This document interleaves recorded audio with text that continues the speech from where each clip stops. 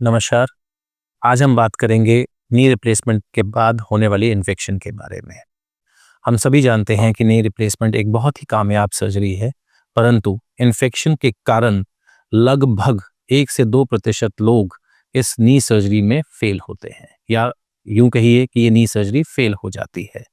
अब इन्फेक्शन क्यों होती है, इस पे अगर हम गौर करें तो मोस्ट ऑफ द इन्फेक्शन जो कि नी रिप्लेसमेंट या नी रीसर्फेसिंग सर्जरी के बाद होती है, वो पेशेंट के अपने कीटाणुओं के कारण होती है। होता क्या है कि हमारी बॉडी में हमारी बॉडी सेल्स से लगभग 8 गुना ज़्यादा कीटाणु हैं, और ये एक स्टेडी स्टेट में रहते हैं हमारी बॉडी के साथ।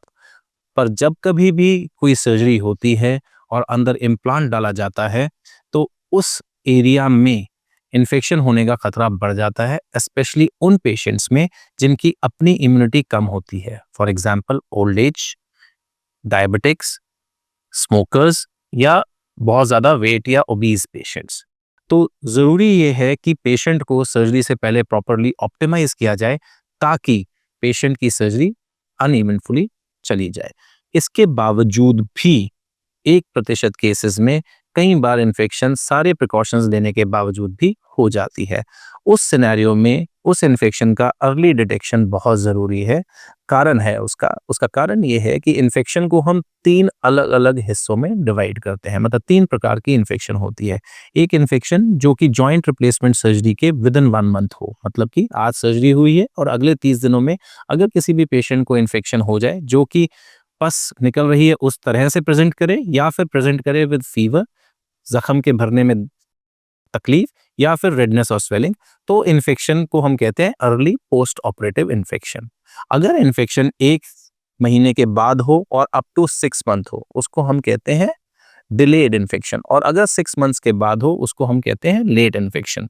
जो अर्ली इन्फेक्शन है, अगर उसे टाइम पे हम डायग्नोज कर लें, तो उसका जो ट्रीटमेंट है वो सिंपल तरीके से किया जा सकता है, और हम अपने जो आर्टिफिशियल जॉइंट हमने अंदर डाला है उसे हम बचा सकते हैं।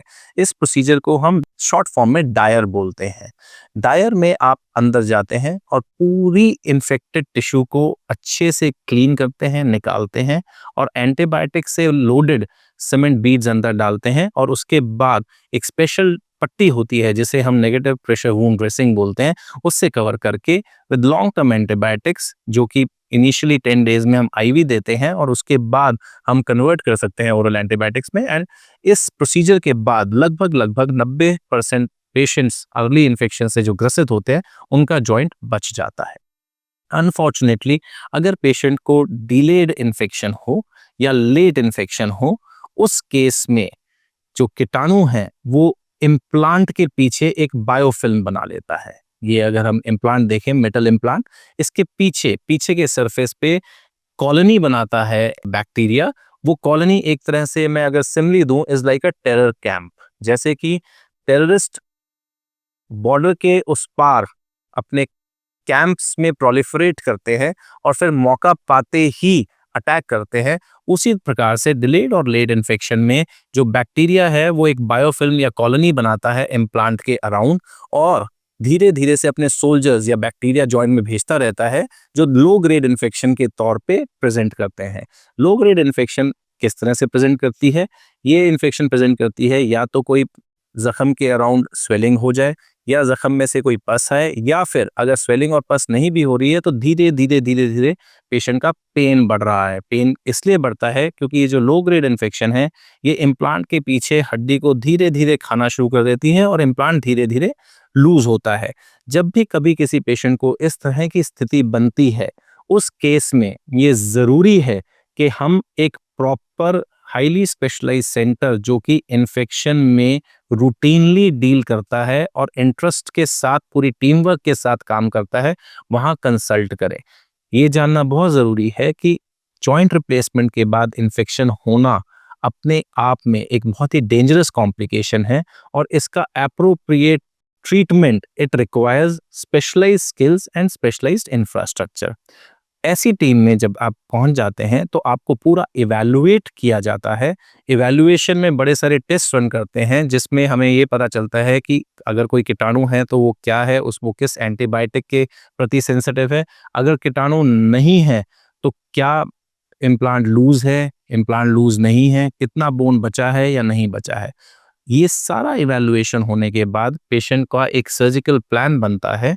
उस सर्जिकल प्लान में अगर तो पेशेंट टॉलरेट कर सकता है तो सिंगल स्टेज रिविजन सर्जरी होती है। सिंगल स्टेज रिविजन सर्जरी में एक ही स्टेज में जो इम्प्लांट हमने ऑलरेडी डाला हुआ है, जो पहले इम्प्लांट डाला हुआ है जिसके अराउंड इन्फेक्शन है, वो निकाला जाता है, अच्छे से पूरी सफाई की जाती है और नया इम्प्लांट फिक्स किया जाता है एंटीबायोटिक सीमेंट के साथ। अगर कुछ पेशेंट्स ऐसे हैं जिनमें ये सिंगल स्टेज सर्जरी नहीं की जा सकती, जिसके मल्टीपल कारण हैं, उन केसेस में हम टू स्टेज सर्जरी करते हैं। पहली स्टेज सर्जरी में हम अच्छे से इन्फेक्शन को कंट्रोल करने की कोशिश करते हैं, जिसमें हम पुराना इम्प्लांट निकालते हैं, अच्छे से पूरी बोन की सफाई करते हैं। उसके बाद उस क्लीन हुए सरफेस में हम सीमेंट से बना हुआ टेम्परेरी गोडा या टेम्परेरी नी स्पेसर डालते हैं। नी स्पेसर के बाद पेशेंट अपनी रूटीन एक्टिविटीज धीरे धीरे रीगेन करता है, मोबिलिटी रीगेन करता है, बेड रिडन रहने की जरूरत नहीं पड़ती और 4 से 6 हफ्ते बाद जब इन्फेक्शन कंट्रोल हो जाता है तो सेकेंड स्टेज सर्जरी में फाइनल इम्प्लांट डाला जाता है। इतना सब कुछ सुनने के बाद ये तो आप सबको समझ में आ गया होगा कि इन्फेक्शन एक छोटी या माइनर बीमारी नहीं है। इसका जो इलाज है वो प्रिवेंशन से शुरू होता है। तो अगर मैं इन्फेक्शन आफ्टर जॉइंट रिप्लेसमेंट की बात करूं तो स्टेप नंबर 1 इज कि जॉइंट रिप्लेसमेंट से पहले हर वो कदम उठाना चाहिए जिससे इन्फेक्शन का रिस्क कम हो सके और पूरी इवैल्यूएशन के बाद ही जॉइंट रिप्लेसमेंट होना चाहिए।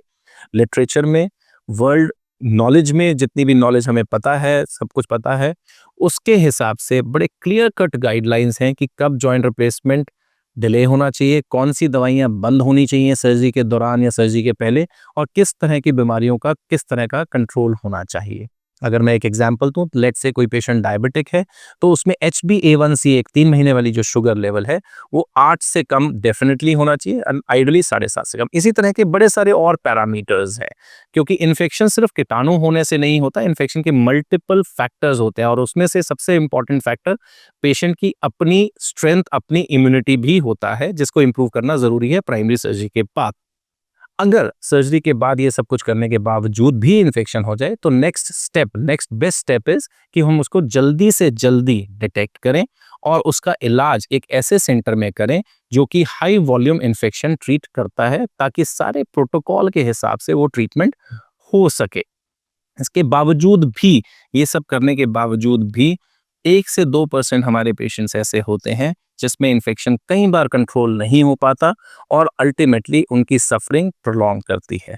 तो मेरी आपसे गुजारिश है, अगर आप ये वीडियो सुन रहे हैं और अगर आप शेयर करेंगे जितने भी लोगों को इस सब की ज़रूरत है तो वो सजग हो पाएंगे और इन्फेक्शन जैसी बीमारी से रूबरू होकर उसके ऊपर भुलावे में ना रहकर उसको फाइट करने के लिए अग्रसर होंगे।